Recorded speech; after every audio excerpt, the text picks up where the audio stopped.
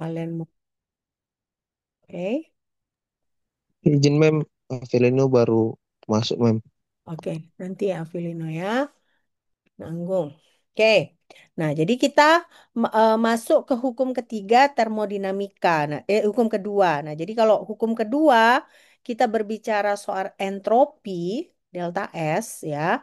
Lalu yang pernah kita pelajari juga itu adalah efisiensi dari mesin ya.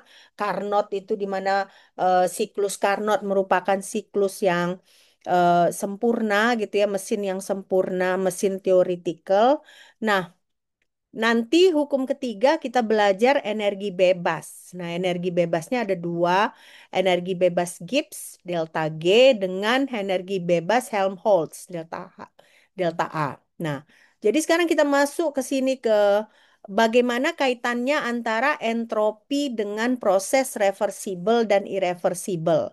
Nah, jadi kalau kalian lihat di slide ini, ya, kalau kita punya entropi lebih besar sama dengan nol, biasanya itu ada pada proses irreversible, ya.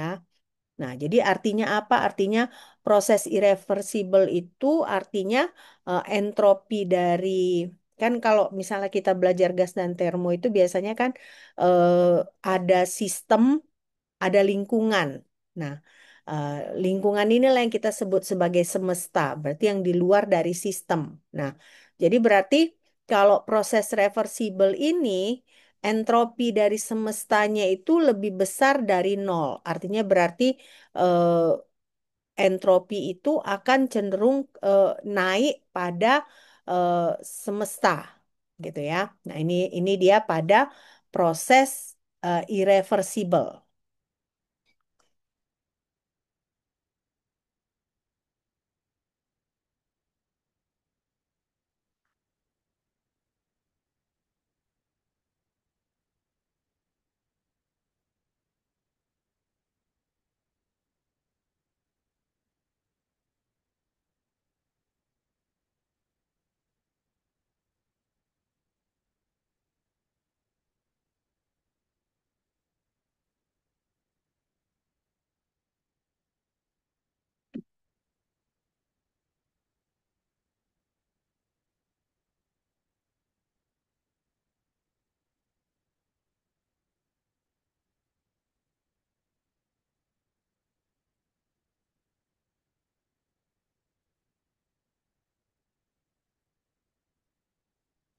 Sudah?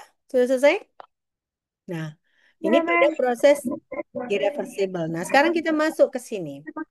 Ini ada gambar, kalau nggak kalian lihat di sini gambar kan.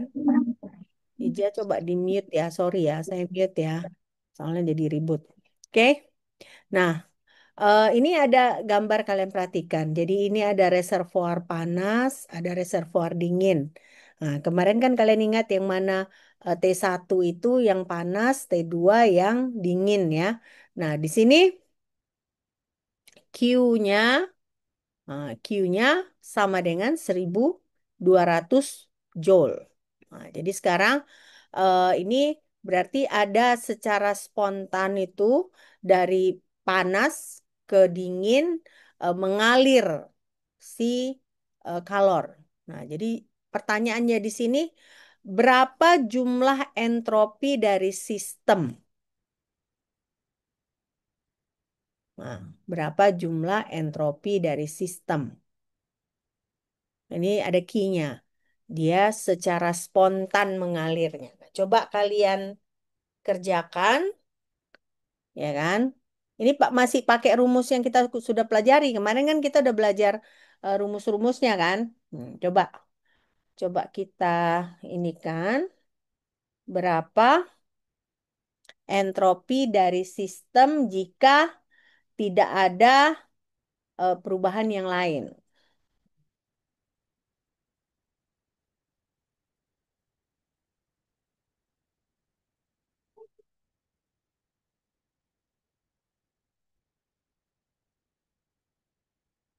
Kayak mana kita menghitungnya ini? Ini nggak isotermal ya. Ada perbedaan temperatur. Apa rumusnya kira-kira? Delta S sama dengan,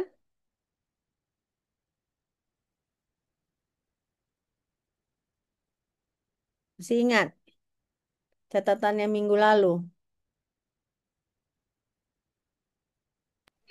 Delta Q per T. Delta Q per T. Oke, udah dapat kan? Delta Q per T. Nah, jadi bagaimana itu? Nah, inilah dia hukum kedua termodinamika ya. Bagaimana kita menghitungnya?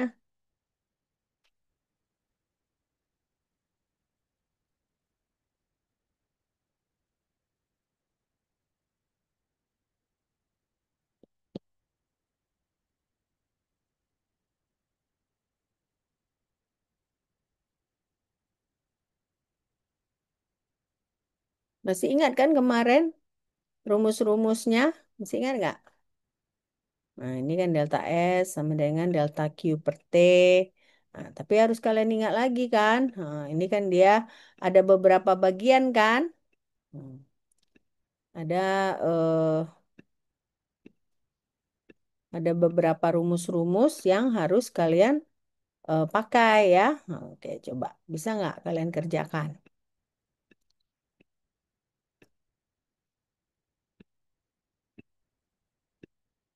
Ada yang dapat nggak? Hmm.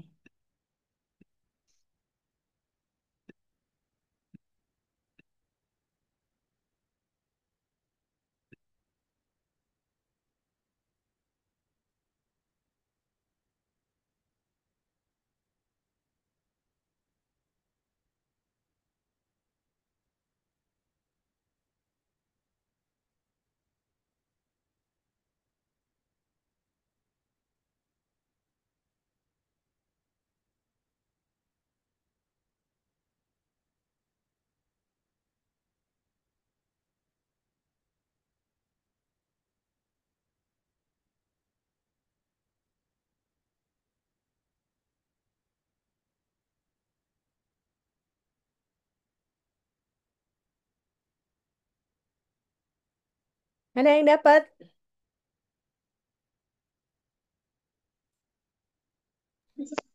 2 Joule per K. Dari mana 2 Joule per K? Yang pertama itu delta S-nya sama dengan yang untuk bentar ya mem. Untuk panas yang keluar mem. Jadi Hmm. rumusnya itu delta S sama dengan min Q per T yang panas. Jadi untuk yang panas itu dapatnya min 2 Joule per Kelvin. Mm-mm. Untuk yang delta S yang dingin karena masuk jadi positif mem. Mm-mm. Jadi 1200 bagi 300 sama dengan 4 Joule per Kelvin. Iya. Delta S sama dengan min 2 tambah 4 jadi 2 Joule per Kelvin. Oke, kita lihat ya. Nah, jadi kan Q1-nya 1200 Joule ya. Nah, T1 600 Kelvin, T2 300. Yang ditanya apa? Entropi dari sistem, ya kan? Nah, jadi pertama seperti yang kalian bilang tadi, ya delta S1 sama dengan delta negatif delta Q negatif Q1 dibagi T dapatnya negatif 2 Joule per Kelvin. Ya. Nah, ini berarti yang dingin ya. Kan dia jalannya dari panas ke dingin, ya kan? Nah, artinya yang panas itu berkurang, makanya dia negatif ya. Nah, lalu entropi kedua, nah dia Q2 dibagi T. Nah, dia kan menerima ya, menerima. Jadi dia positif, makanya 4 Joule per Kelvin. Jadi makanya eh, entropi sistem itu yang ini ditambah dengan yang ini. Nah, karena ini negatif, jawabannya adalah 2 Joule per Kelvin. Oke, jadi begitu caranya ya. Nah, jadi kalian harus tahu kan kalau secara spontan berpindah dari yang panas ke dingin, artinya dia berkurang yang dari yang panas, ya kan? Dia makanya negatif. Nah, tapi kan yang dingin kan dia berarti bertambah kan? Karena yang dari panas dia pindah ke yang dingin. Nah, makanya dia di sini positif.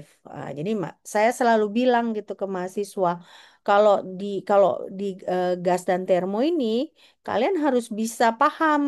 Nah, kalau misalnya disebut menerima, nah, itu positif. Kalau dia keluar, nah, itu negatif.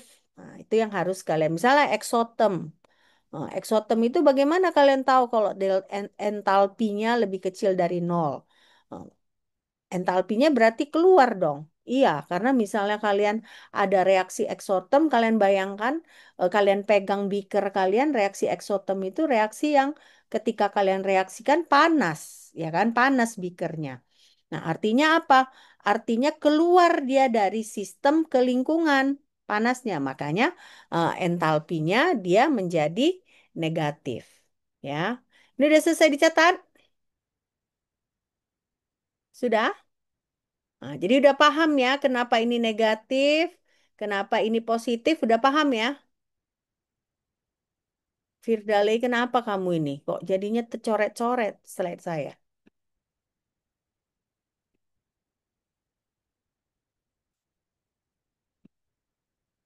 Kenapa nggak jelas rupanya ininya? Slide. Lagi hack, lagi mati HP-nya, Mem.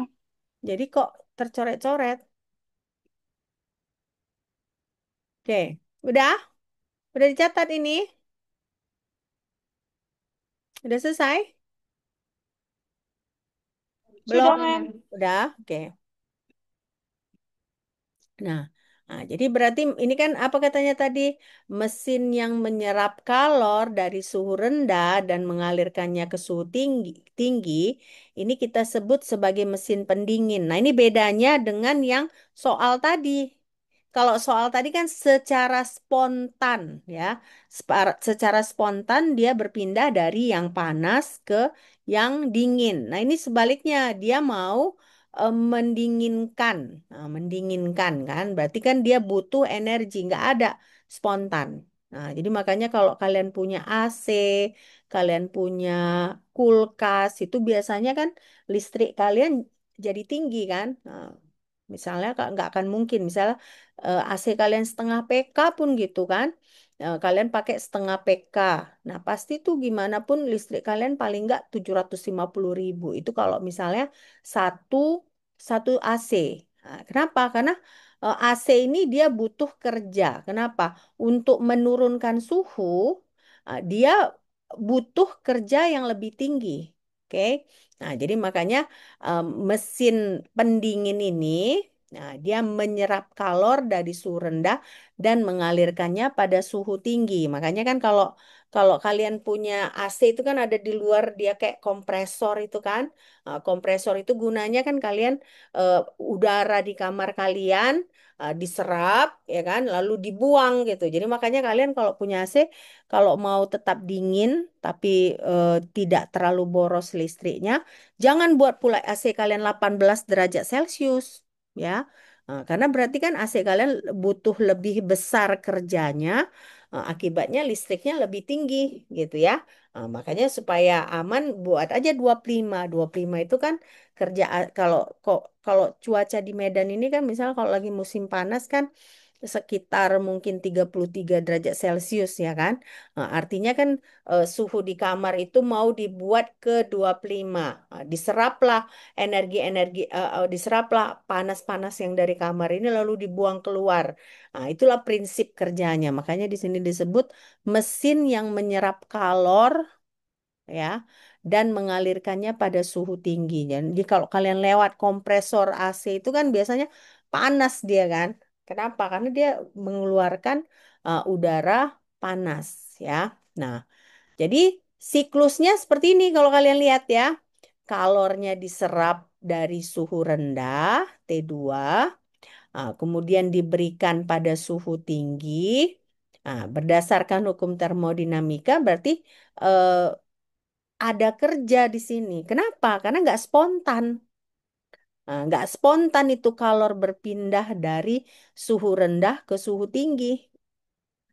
Yang spontan itu apa? Yang spontan itu kalor kalor berpindah dari suhu tinggi ke suhu rendah.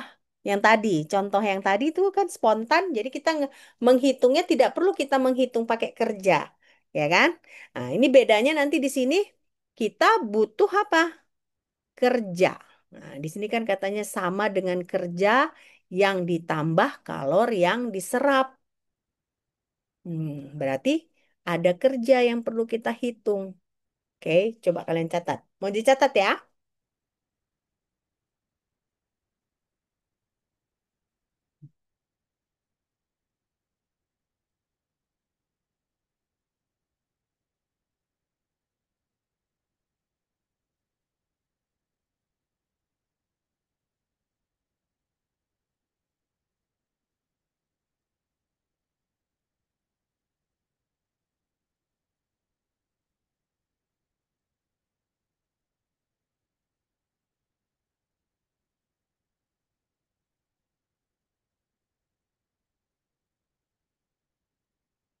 Sudah?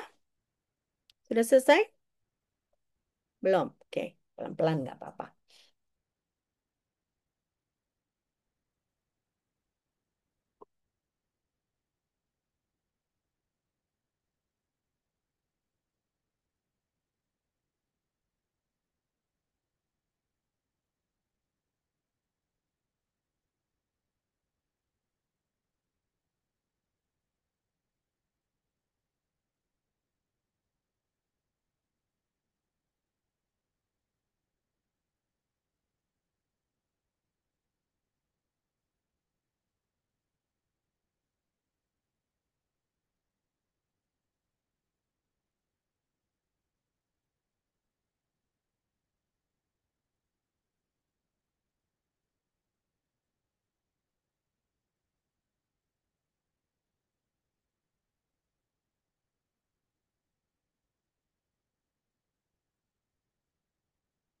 Sudah? Oke. Nah, ini ingat ya, di sini ada kerja. Beda dengan contoh yang tadi, dia nggak ada kerja ya. Nah, rumusnya kalau berdasarkan statement dari slide sebelumnya itu adalah persamaan 8 ini. Nah, jadi Q1 sama dengan Q2 ditambah W, di mana W itu adalah kerja, ya.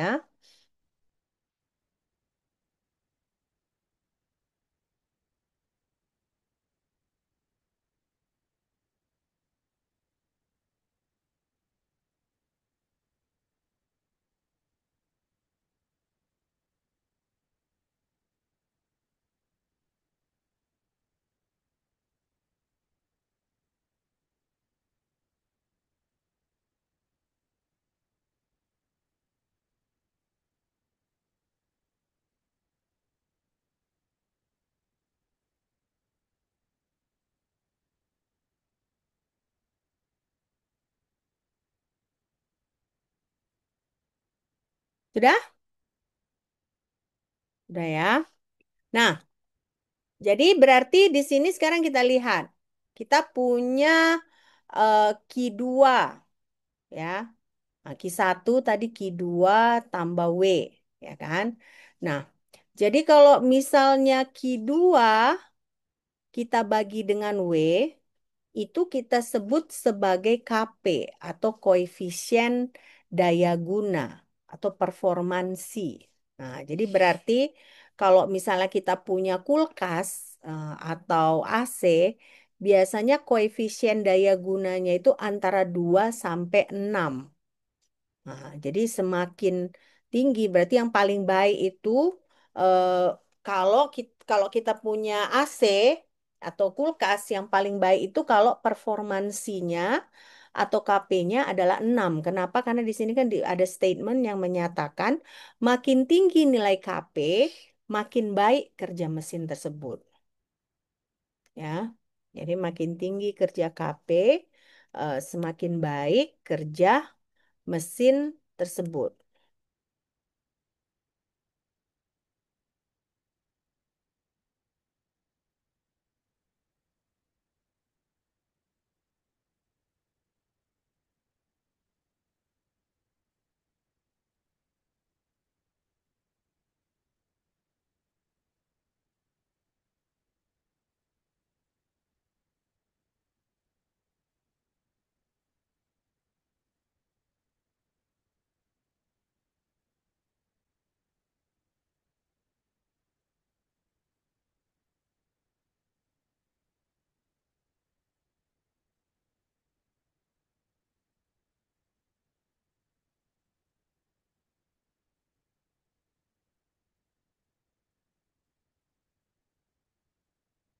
Sudah? Belum ya?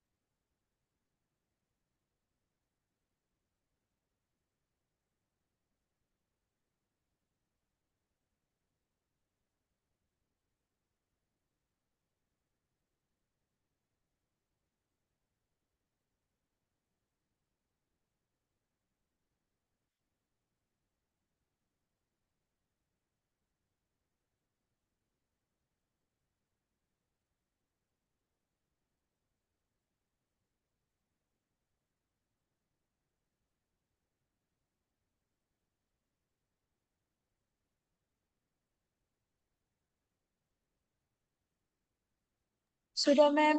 Ya, oke. Nah, jadi ingat ya, ada KP. KP itu apa? KP atau performansi itu adalah Q2 dibagi W. Oke.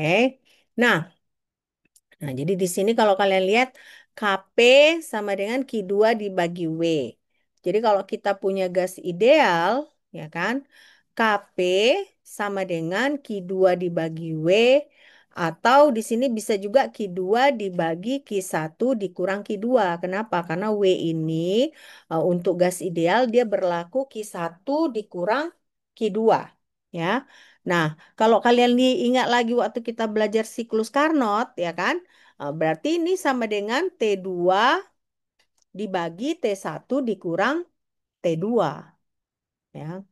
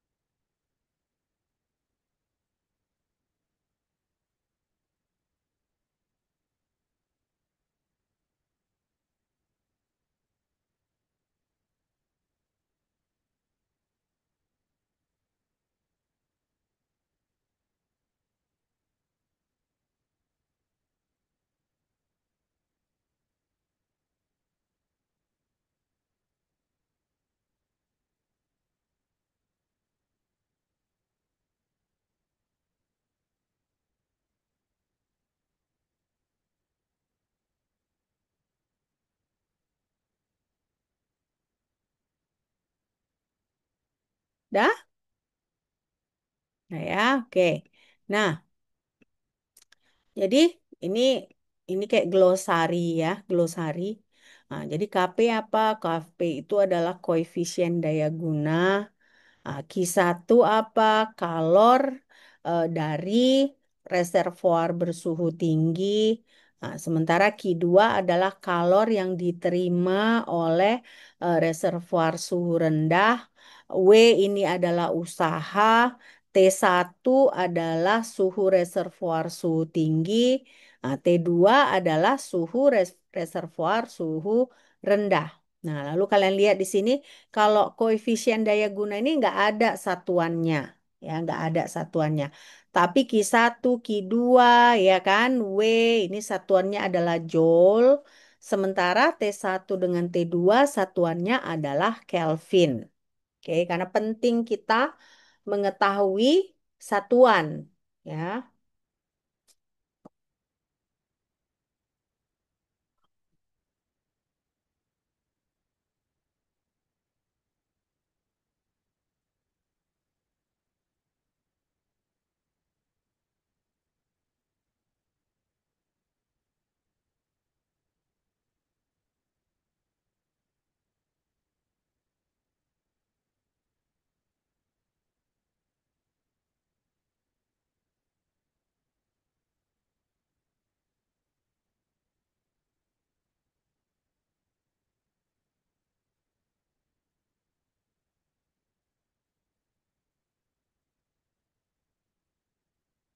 Sudah?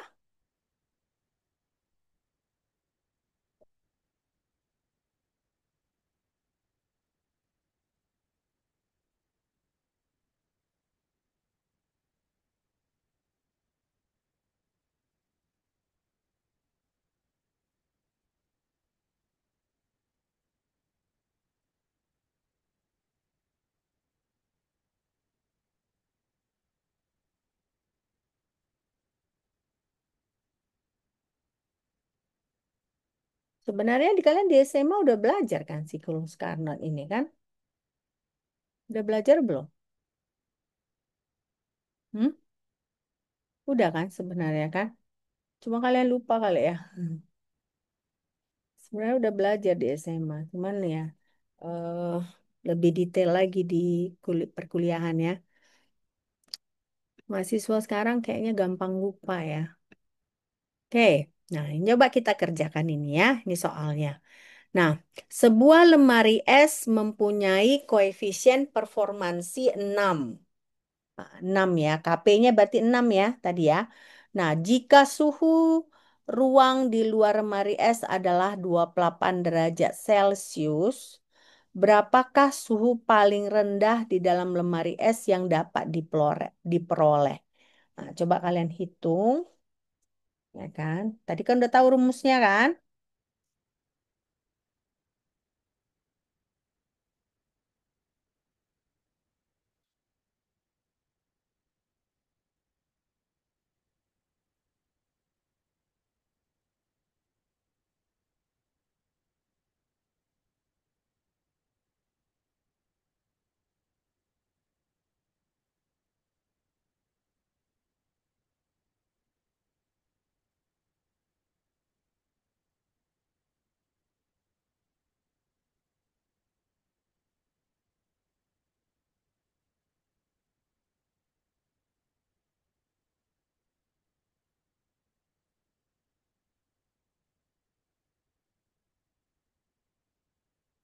Dapat nggak? Berapa jawabannya?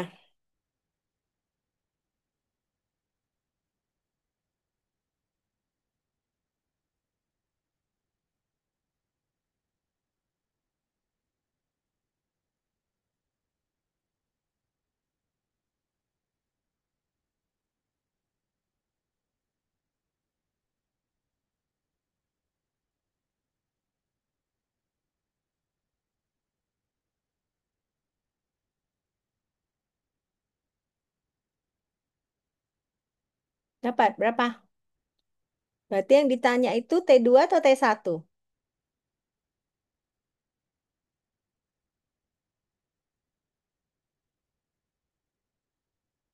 T2 atau T1 yang ditanya? Yang di T2, Bu. T2. T2 yang ditanya. Suhu reservoir bersuhu rendah, ya kan? Nah, suhu ruang di luar lemari es berarti kan dia lebih panas ya. Berarti T1 kalian anggap adalah 28 derajat Celcius. Benar nggak? Ya, oke. Jadi berapa dong? Suhu di dalam lemari esnya itu berapa kalau performansinya adalah 6?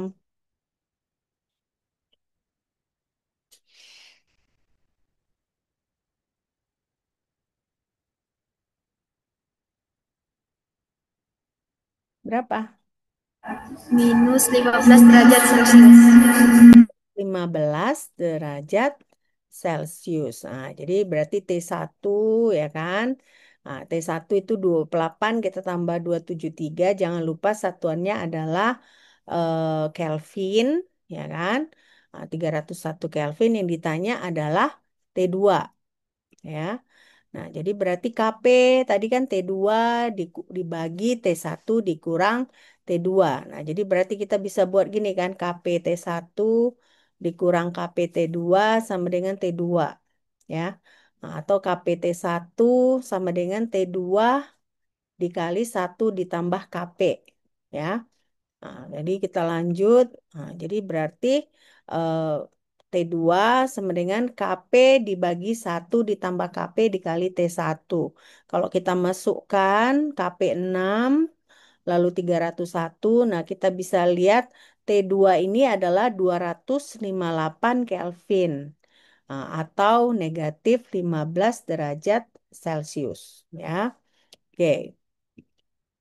Ini mau dicatat?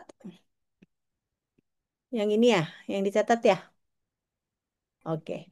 Oke.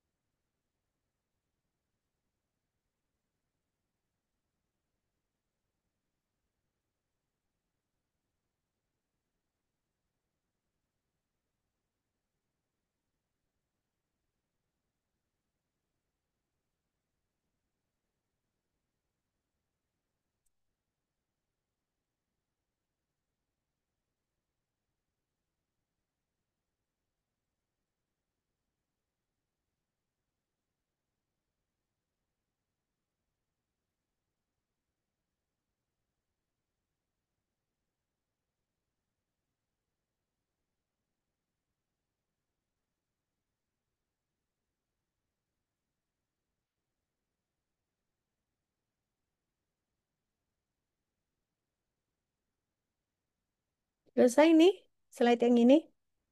Sudah? Yang ini mau dicatat kah?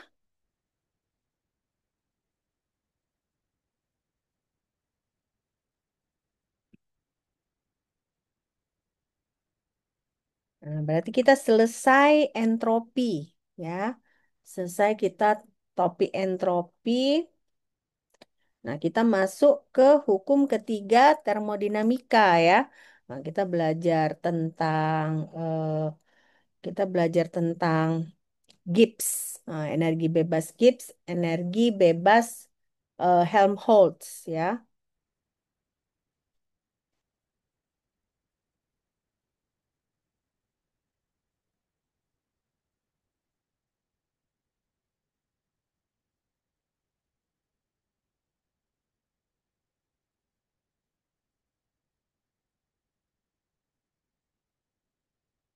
Sudah? Oh, ini ada lagi, nggak usah lah ya. Kebanyakan nanti pun kalian bingung. Kita masuk ke energi bebas Gibbs, ya.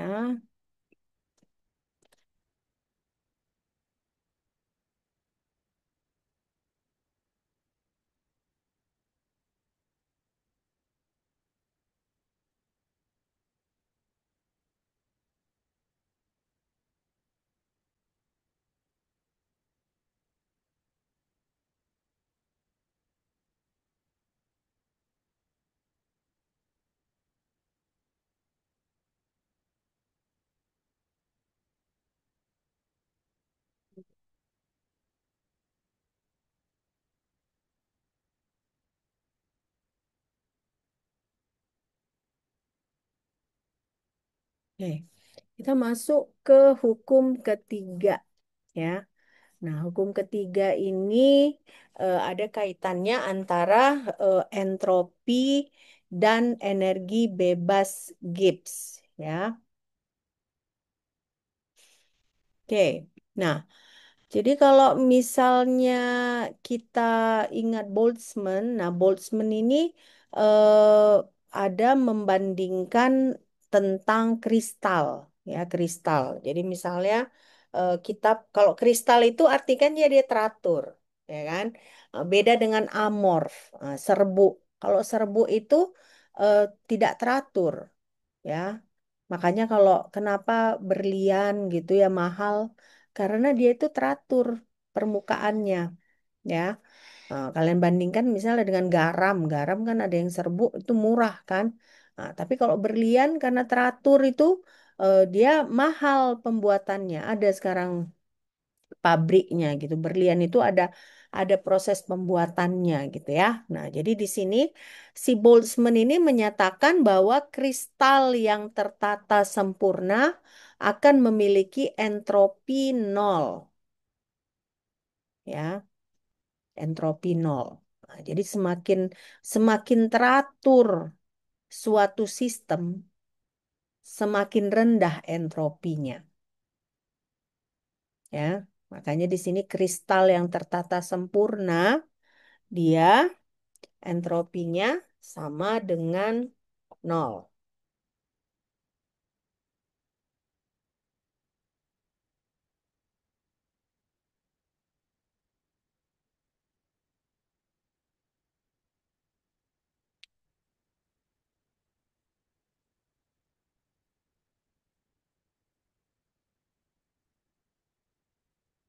Sudah?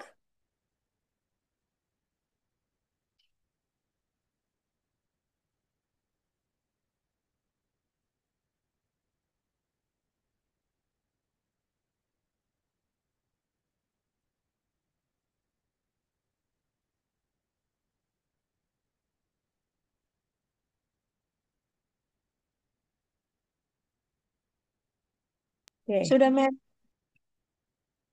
Oke. Nah, ini kan. Ini kan kalian lihat nih rapi ya. Permukaan kristal yang rapi itu artinya atom-atomnya tersusun dengan rapi. Nah, ini kan dia ada kolom, kolom, kolom, baris, baris, baris ya. Bandingkan dengan ini. Ini dia kan nggak rapi. Nah, ini artinya apa? Artinya kalau ini yang rapi nih temperaturnya pasti 0 Kelvin. Entropinya 0, kerjanya sama dengan 1. Nah, kalau misalnya kita naikkan temperaturnya, suhunya, artinya kan bisa, berarti kita salurkan energi ke sini. Artinya karena kita salurkan energi, si atom ini punya tenaga untuk berpindah. Nah, karena dia punya tenaga untuk berpindah, dia berpindah lah. Dia nggak rapi lagi kayak gini. Nah, jadi berarti saat suhu dinaikkan, otomatis di sini kan T lebih besar dari nol, otomatis entropinya akan lebih besar dari nol. Entropi meningkat dan kerjanya juga lebih besar dari 1, ya. Nah, inilah kaitan antara entropi dengan suhu, ya. Kaitan entropi dengan suhu. Oke. Nah, sekarang kita balik lagi ke entalpi. Kenapa? Selama ini yang kita pelajari udah apa? Kita udah belajar kalor. Kalor itu Q. Kerja itu W. Energi dalam itu delta U.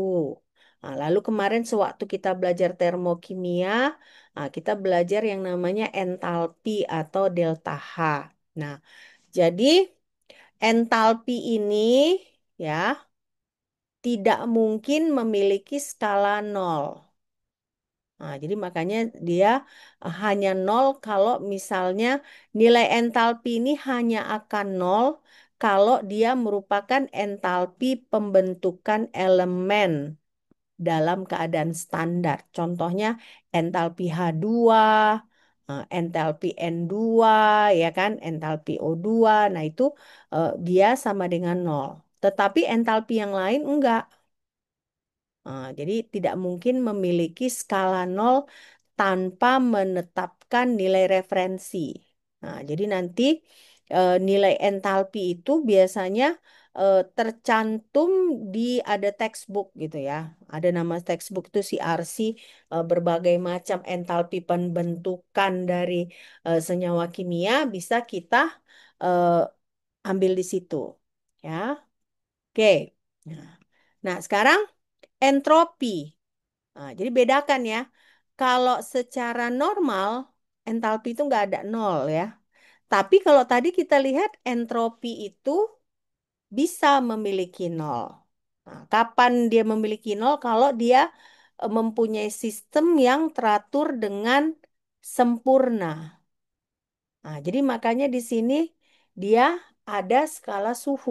Kenapa? Tadi kita lihat kan semakin naik suhunya, artinya atom itu punya energi untuk bergerak. Nah, begitu atom bergerak tidak teratur, artinya entropinya meningkat, ya. Nah, jadi berarti di sini bedakan kalau entalpi secara alami tidak akan bernilai nol. Nah, tetapi entropi ada, tapi syaratnya apa tadi? Dia suhunya harus 0 Kelvin.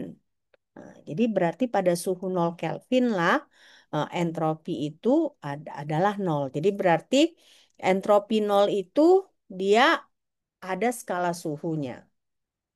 Oke, ini udah dicatat? Belum? Mau dicatat dulu. Oke. Walaupun kelihatannya pelajaran ini membosankan, jangan ngantuk ya. Tadi ada saya lihat beberapa pangku tangan gini lah, ada ngobrol lah ya. Bukan apa-apa, ini memang pelajaran sulit ya ya. Jadi nggak boleh kalian apa, nggak boleh lalai gitu ya. Belajar dari kesalahan matematika kimia, oke?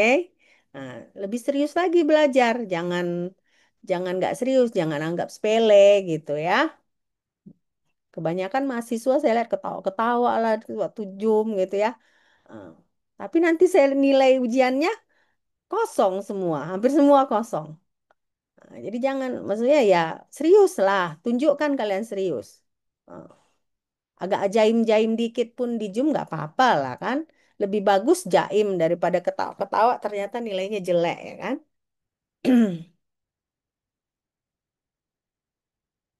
Oke, selesai nih?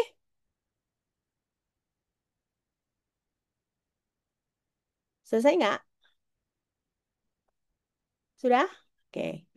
Nah, Sekarang apa itu hukum ketiga termodinamika?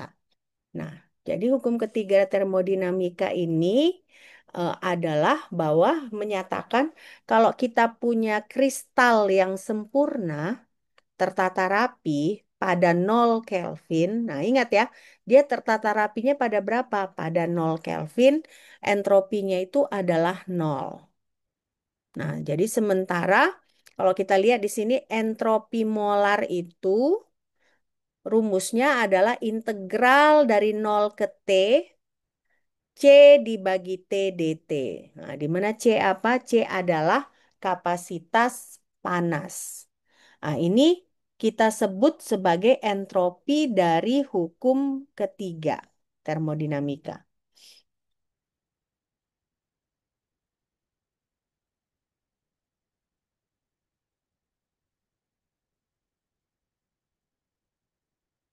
Jadi kalau bahasa Inggrisnya the entropy of all perfect crystalline substances is zero at T equal to zero.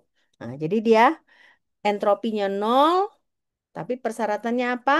Kristalnya harus teratur sempurna pada 0 Kelvin.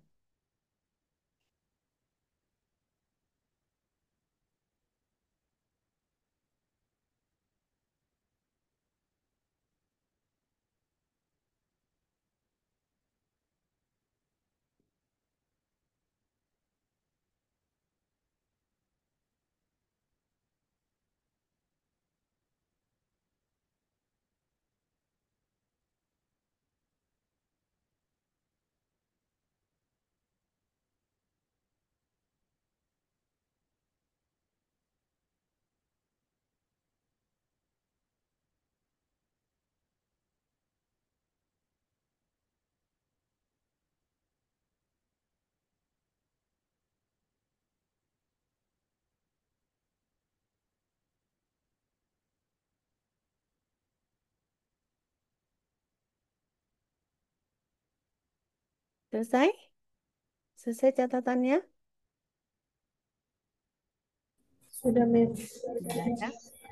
Oke. Nah, jadi artinya di situ kapasitas panas itu bergantung pada suhu. Nah, selain bergantung pada suhu, dia bergantung kepada bagaimana fase dari si zat tersebut. Kenapa? Karena kan misalnya keteraturan suatu zat itu kan bergantung pada fasenya. Misalnya kalian bandingkan, kalian punya zat padat, ya. Bandingkan dengan zat cair, tentunya si zat padat itu atom-atomnya lebih teratur dibandingkan zat cair. Kenapa? Karena dia padatan ya. Padatan itu kan berarti kan dia tidak berubah fasenya. Beda dengan misalnya zat cair, eh, kita pindahkan wadahnya, dia berubah berubah bentuknya. Nah, itu artinya apa? Artinya untuk zat padat dia lebih teratur dibandingkan zat cair. Bandingkan lagi dengan gas. Gas bagaimana? Gas kita pegang pun nggak bisa. Nah, artinya berarti yang paling tidak teratur itu tentunya gas. Makanya ini kan kapasitas panas bergantung pada suhu. Itu pertama. Yang kedua, ya kan? Selain itu entropi itu juga bergantung kepada fase dari si zat tersebut. Baru yang selanjutnya tadi entropi itu kan sama dengan nol pada 0 Kelvin jika zatnya teratur. Nah, jadi berarti kalau untuk itu kita nggak akan bisa sulit mengukur kapasitas panas kalau pada 0 Kelvin. Kenapa? Kapasitas panas itu kan bergantung kepada suhu. Nah, jadi berarti kalau dia pada 0 Kelvin, dia nggak ini kan, berarti akan sulit mengukurnya. Ya, inilah dia kaitan antara kapasitas panas dengan entropi.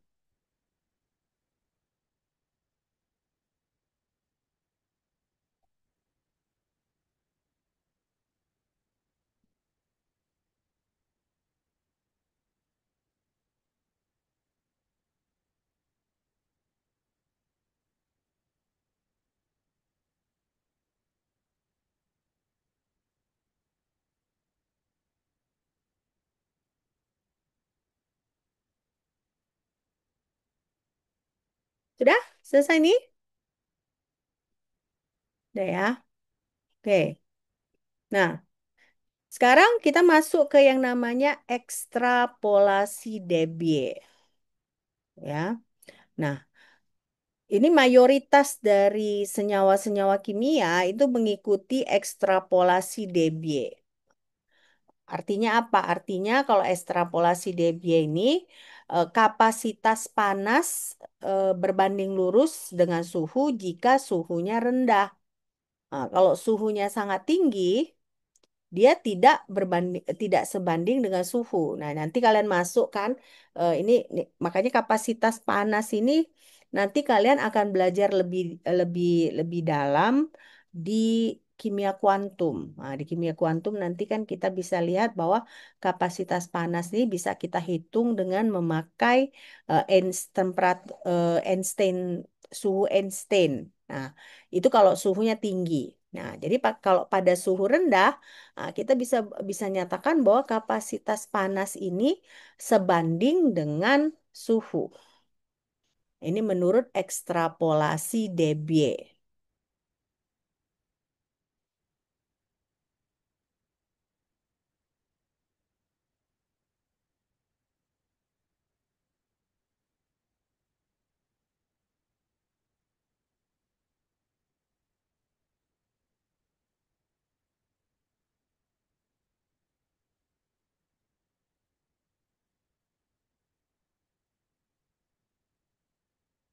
Sudah? Sudah selesai? Sudah, Mem. Nah ya, nah jadi ini balik lagi. Ya, tadi udah balik kita kan. Jadi kita tadi udah belajar apa? Kita udah belajar hukum ketiga khusus untuk entropi. Ya. Nah, berikutnya kita mau mempelajari tentang energi bebas. Nah, energi bebas itu tadi saya bilang kan ada dua. Ada delta G, ada delta A. Nah, delta G kita sebut sebagai energi bebas Gibbs. Nah, delta A kita sebut sebagai Helmholtz ya. Nah, jadi di sini kita mulai dengan tadi kan si entropi sama dengan nol pada 0 Kelvin jika kristalnya teratur permukaannya. Nah, apa jadinya kalau misalnya kita punya proses yang spontan? Nah, misalnya tadi kan contohnya proses spontan itu artinya proses yang terjadi tanpa kita em, ada kerja, ya. Contoh soal yang tadi itu kan ada proses spontan tanpa kerja. Nah, itulah artinya proses spontan. Nah, di sini untuk proses spontan biasanya itu delta S universe ya, lebih besar dari nol.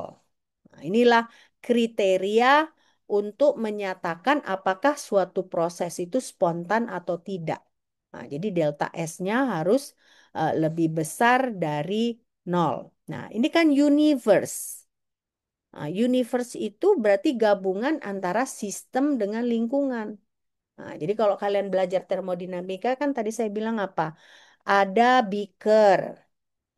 Nah, di dalam beaker itu kita sebut sebagai sistem. Nah, di luar beaker kita sebut sebagai lingkungan. Nah, berarti universe ini apa? Universe ini adalah gabungan antara sistem dengan lingkungan. Nah, jadi kalau kita punya beaker, universe apa itu? Universe itu berarti reaksi di dalam beakernya digabung dengan di luar.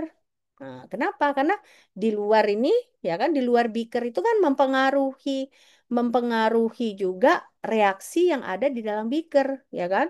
Nah, misalnya lingkungan itu, misalnya kalian bekerjanya di daerah yang lab yang ber-AC gitu misalnya. Tentu reaksi kalian akan berbeda dengan misalnya kalian bekerjanya di lab yang tidak ber-AC. Nah, jadi makanya kalian harus bedakan universe ini adalah gabungan antara sistem dan lingkungan. Nah, jadi makanya kalau delta S universe-nya besar dari nol, artinya delta S dari sistem ditambah delta S lingkungan itu lebih besar dari nol. Nah, ini perhitungannya rumit ya. Nah, kenapa rumit ya? Tentunya kalau kita menghitung sesuatu, kalau kalau sistem itu bisa dikendalikan ya kan. Tapi kalau lingkungan itu kan sering nggak bisa kita kendalikan. Makanya di sini perhitungannya dia lebih rumit. Oke, selesai nih dicatat ya. Oke. Nah, jadi apa jadinya? Karena lebih rumit, kita fokusnya kemana? Fokusnya hanya pada entropi sistem. Ya, kita hanya fokus kepada sistem. Makanya kalau misalnya di gas termo ini kan sering harus ada yang kalian harus ada yang kalian sederhanakan agar kalian bisa menghitung gitu ya.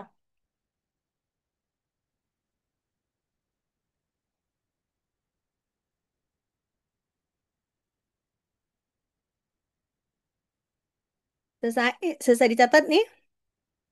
Udah ya. Nah, jadi ini apa tadi ada persamaan, berarti delta S universe lebih besar sama dengan nol atau delta S universe sama dengan apa? Delta S sistem ditambah delta S lingkungan. Ser ini surrounding, jadi lingkungan ya.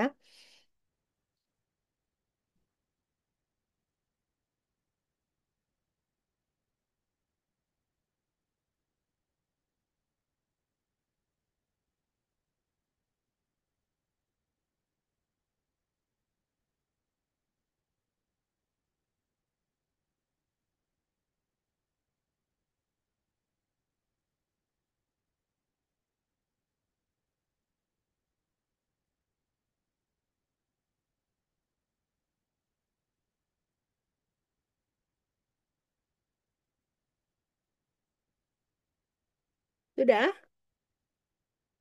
Sudah dicatat ya? Nah, jadi tadi ingat ya, kalau kita punya proses spontan pada suhu konstan, ya, entropi ini sama dengan negatif kalor reversible dibagi T.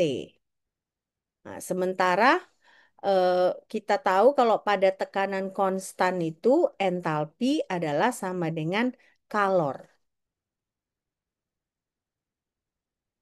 Nah, jadi ini persamaan 4 itu entropi pada suhu konstan sama dengan negatif Q reversible. Artinya kalau spontan itu dikaitkan dengan proses reversible.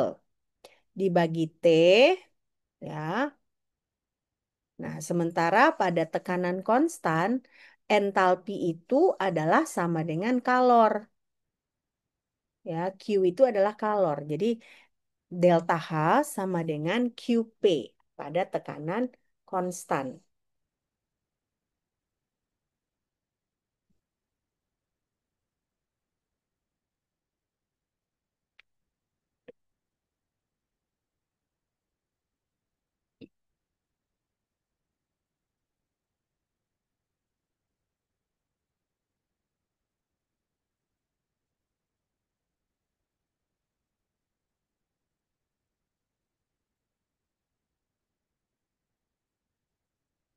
Sudah selesai?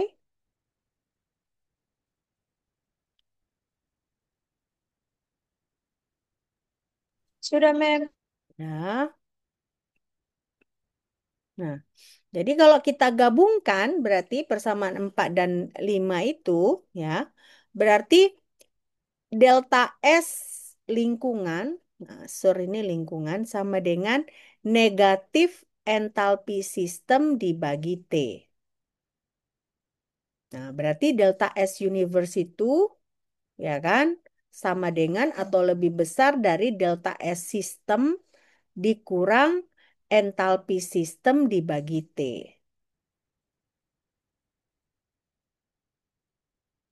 Ya,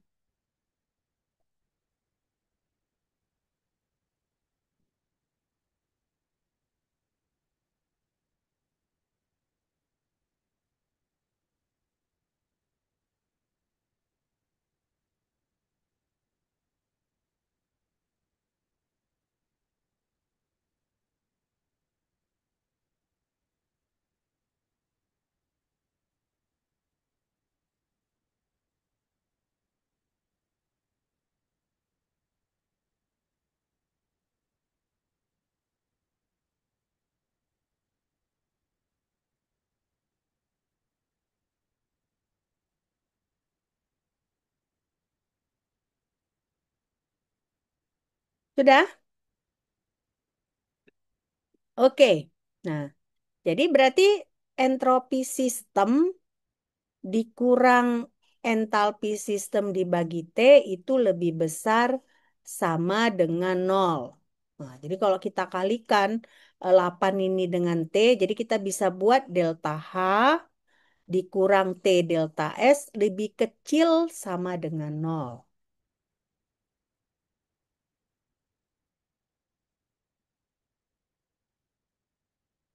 Ini pasti penurunan rumus ya. Penurunan rumus. Nanti saya kirimkan lagi latihan-latihan. Kemarin saya udah kirim 3 set ya. Nah, 3 set latihan. Nanti saya kirim lagi. Saya harap kalian belajar ya. Hmm. Karena nggak terasa ini 2 minggu lagi kita udah UAS ya. Nah, waktu udah nggak bukan banyak lagi waktu kalian. Oke?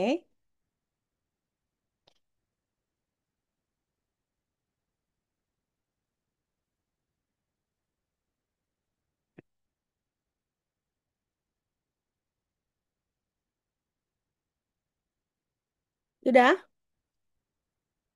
Belum?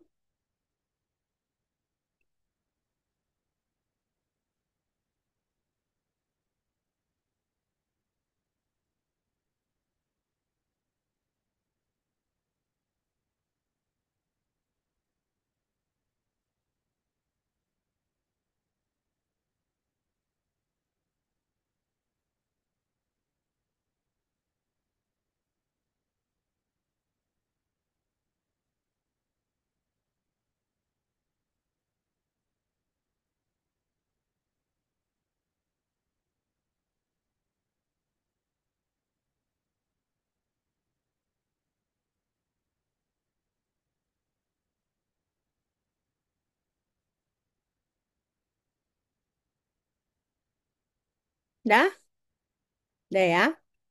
Nah, jadi sekarang berarti kalau volumenya tadi kan apa? Suhu konstan, tekanan konstan ya. Nah, yang ini tadi pada suhu dan tekanan konstan. Oke. Nah, kalau berbeda dia kalau volume dengan suhunya konstan. Kalau volume dengan suhu konstan, kita nggak pakai delta H, kita pakai delta U. Nah, delta U apa? Delta U itu apa? Energi dalam. Nah, ya ingat ya. Sekarang saya ulangin. Delta U itu energi dalam. Q adalah kalor, ya. W adalah kerja.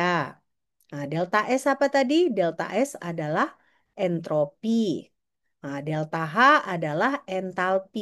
Nah, jadi kalau kalau dia kondisinya tekanan konstan, suhu konstan adalah persamaan 9 ini. Nah, makanya kalian harus pokoknya kalau misalnya saya buat kayak gini, nah, ini kan suhu dan tekanan konstan. Ini harus kalian merah-merahin atau kalian tanda-tandain. Karena nanti soal misalnya bilang pada volume dan suhu konstan. Tahu-tahu yang kalian pakai persamaan yang ini tadi. Yang ada kalian nggak bisa menyelesaikan, ya. Nah, makanya di sini kan saya buat lagi kan pada volume dan suhu konstan. Nah, kita pakai apa? Persamaan 10. Nah, di catatan kalian kalian garis bawahi volume dan suhu konstan ini. Atau kalian warnai. Nah, jadi satu kelas kalian tahu nggak siapa yang tulisannya paling rapi waktu saya cek ujian? Si Marune. Nah, Marune itu paling rapi jawabannya. Walaupun jawabannya nggak benar, ada salahnya, ya. Tapi karena dia rapi, saya kasih poin. Nah, jadi Marune. Makanya kalian pun catatannya harus belajar juga. Coba rapi. Nah, ya. Jadi dari satu kelas hanya satu yang rapi. Marune cuman. Rapi kali dia. Sabar dia menjawab. Tapi salahnya ada hal-hal yang dia masih belum mengerti. Coba tadi kalau udah rapi, eh, bener lagi konsepnya. Aduh, saya pun dengan happy memberi nilai 100. Tapi karena ada konsep-konsep, banyak konsep yang salah, ya saya nggak bisa kasih nilai 100 ya. Nah, jadi coba belajar bikin catatan rapi. Kalian kan calon guru kan, gimana bikin kalian nanti memang kan bisa pakai komputer, tapi tetap aja kan kerapian itu dibutuhkan kan. Ini rata-rata nanti bisa nanti mereng ini ngejawab. Saya pun terpaksa meriksanya mereng ini. Cobalah kalian sebagai, kalau kalian jadi guru, nanti ada murid kalian menjawab mereng-mereng ini, kalian bacanya pun harus kayak gini. Pusing nggak kepala kalian? Emosi nggak kalian? Ya. Nah, jadi makanya coba rapi dibuat. Nah, ini kan ada volume dan suhu konstan. Nah, kalian garis bawahi. Jadi kalian tahu persamaan 10 ini berlaku untuk volume dan suhu yang konstan. Ya,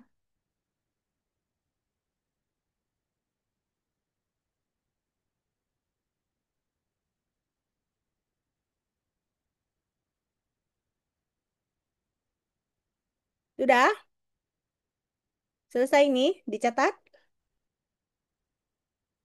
Jadi jangan kalian kira saya tidak memperhatikan kalian ya. Jadi jangan kalian kira saya tidak mulai mengenal ya. Kalian, ibu itu nggak, ibu itu mana tahu kami gimana gimana. Ada yang di kelas ketawa-ketawa, tapi ternyata ujiannya jelek. Nah, ada yang di kelas diam, serius. Nah, ujiannya bagus, ya. Jadi jangan jangan kalian kira saya nggak perhatian, walaupun Zoom gini kan saya lihat kalian. Oke? Oke, itu intermezzo ya. Nah, ini jadi kita lihat di sini, ya kan, ini bagaimana kondisinya. Nah, ini berarti tadi semua kan suhunya konstan kan? Nah, tekanan konstan, suhu konstan. Volume konstan, suhu konstan. Nah, jadi kalau suhunya tidak konstan, bagaimana? Nah, tuh suhunya tidak konstan itu dia jadi DH dikurang TDS lebih kecil sama dengan 0.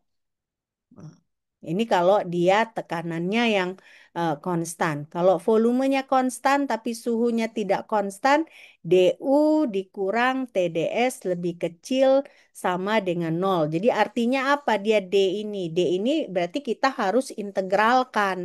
Nah, kalau ini tidak perlu kita integralkan. Nah, jadi ketika suhunya konstan, tidak ada proses integrasi. Nah, kalau ini ada proses turunan atau ada proses integrasi, ya.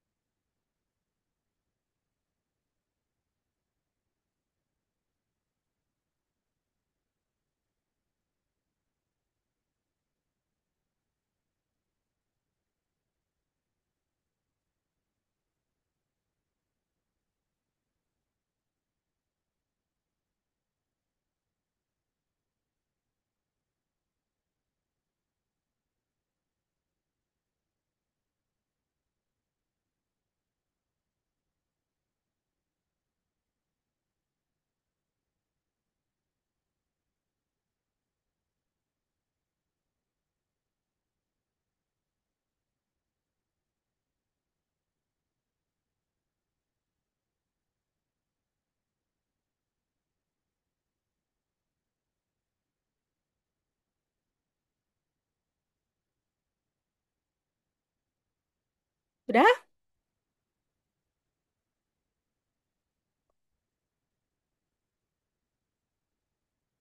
Oke. Nah, sekarang masuk kita. Berarti yang tadi itu semua prosesnya untuk apa? Prosesnya untuk kita mengetahui bagaimana fungsi Gibbs dan fungsi Helmholtz, ya. Nah, jadi ingat tadi, Gibbs itu lambangnya G. Helmholtz itu lambangnya adalah eh, A, ya. Nah, jadi berarti Gibbs itu dia dinyatakan dengan persamaan 13. Artinya kalau persamaan 13 ini dia apa tadi? Tekanan konstan dan suhu konstan. Nah, kenapa? Karena ternyata G sama dengan atau ini bukan sama dengan, berbanding lurus dengan H dikurang TS. Ya, ini Gibbs. Gibbs itu berarti dia pada tekanan konstan.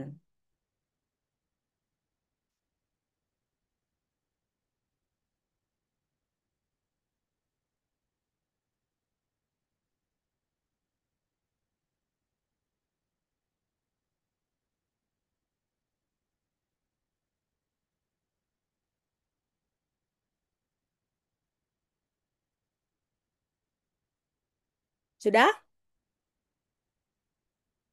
Udah ya? Nah, berarti delta G sama dengan delta H dikurang delta TS. Nah, kalau misalnya suhu konstan berarti delta G sama dengan delta H dikurang T delta S. Ya, T delta S. Ini adalah fungsi Gibbs, energi bebas Gibbs. Artinya energi bebas Gibbs itu dia pada tekanan konstan.